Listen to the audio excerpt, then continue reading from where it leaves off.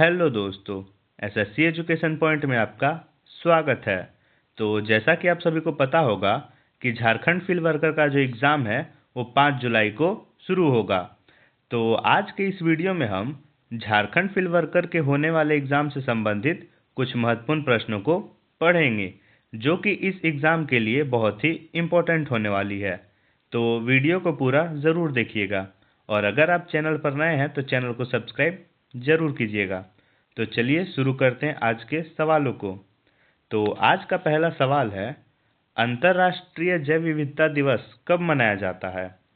तो अंतर्राष्ट्रीय जैव विविधता दिवस जो है वो 22 मई को मनाया जाता है। तो इसका सही जवाब हो जाएगा ऑप्शन नंबर 2।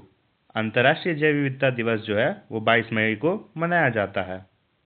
अगला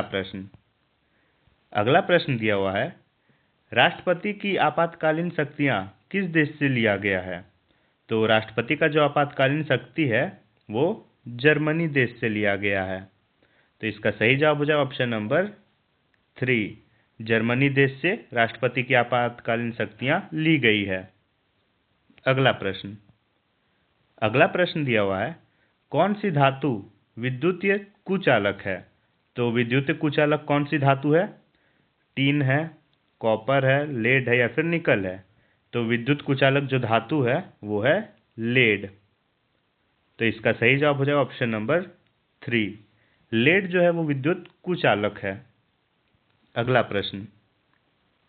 प्रश्न दिया हुआ है, एशियाई खेल पहली बार कहाँ आयोजित किया गया? तो एशियाई खेल जो है वो पहली बार भारत के नई दिल्ली में आयोजित किया गया। तो इसका सही जवाब हो जाएगा ऑप्शन नंबर 1। नई दिल्ली में एशियाई खेल पहली बार आयोजित किया गया था।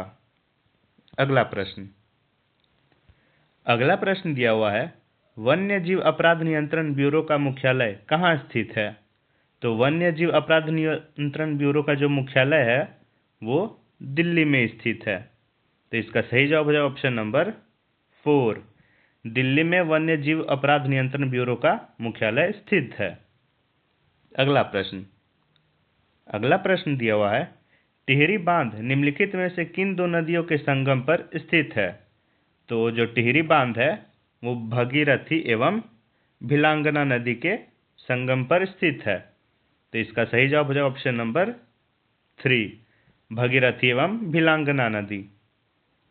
अगला प्रश्न दिया हुआ है, दक्षिणी पश्चिमी मानसून सर्वप्रथम किस राज्य में प्रवेश करती है?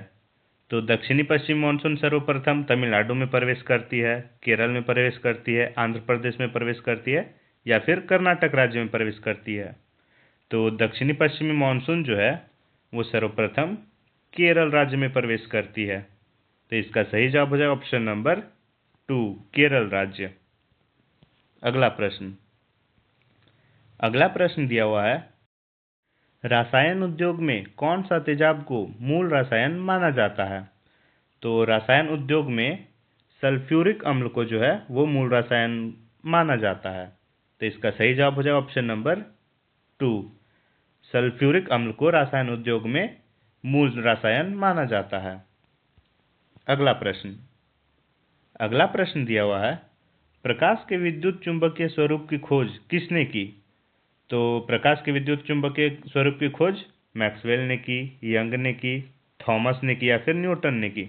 तो किसने की प्रकाश विद्युत चुंबकीय स्वरूप की खोज? तो मैक्सवेल ने की।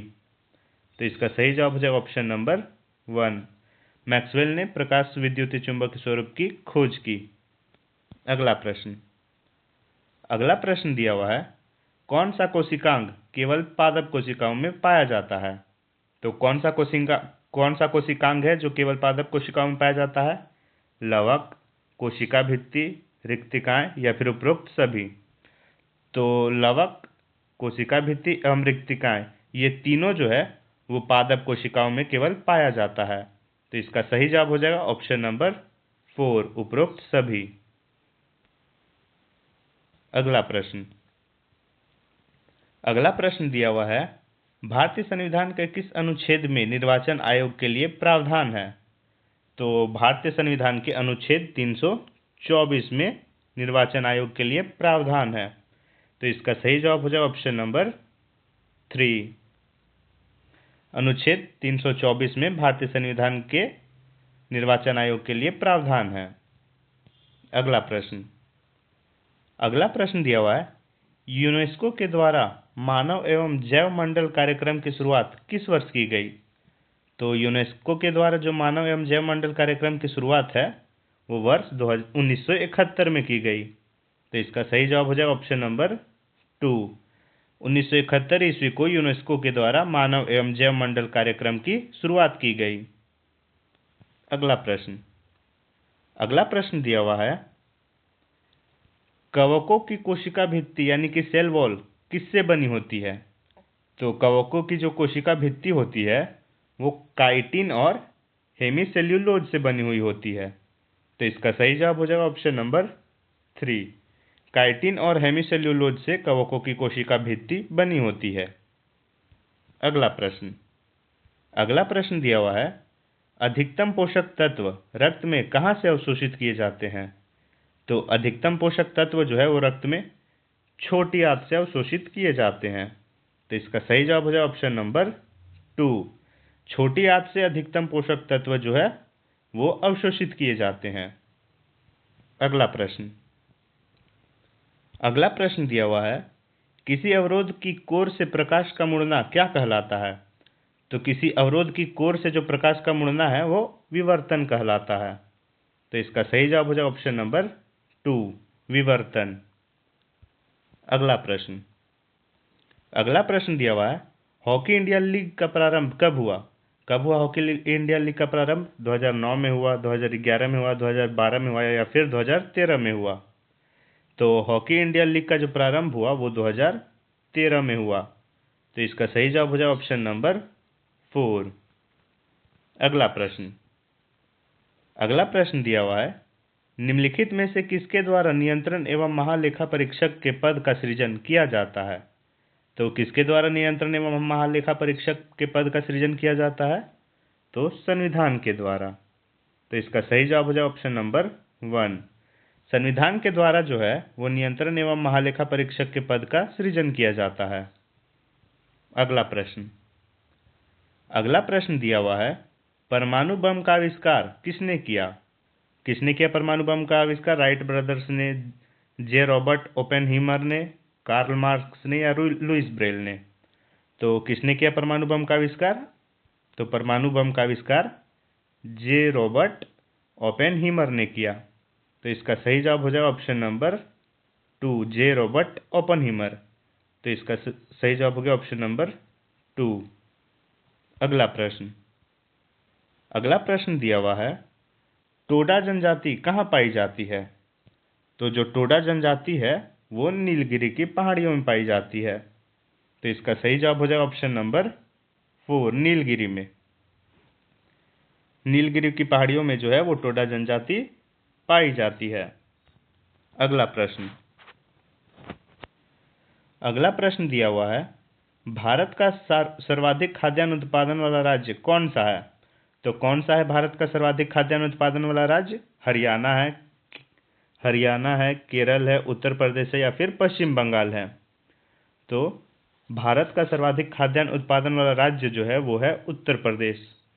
तो इसका सही जवाब हो जाएगा ऑप्शन नंबर 3। उत्तर प्रदेश जो है वो भारत का सर्वाधिक खाद्यान्न उत्पादन वाला राज्य है। अगला प्रश्न दिया हुआ है, सभी कवक सदैव होते हैं।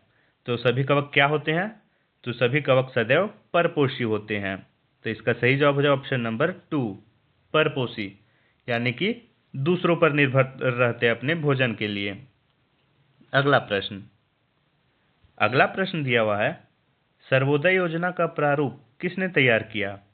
तो सर्वोदय योजना का जो प्रारूप है वो जयप्रकाश नारायण ने तैयार किया था। तो इसका सही जवाब हो जाए ऑप्शन नंबर 4, जयप्रकाश नारायण ने सर्वोदय योजना का प्रारूप तैयार किया। अगला प्रश्न दिया हुआ है, कीड़ों का अध्ययन क्या कहलाता है?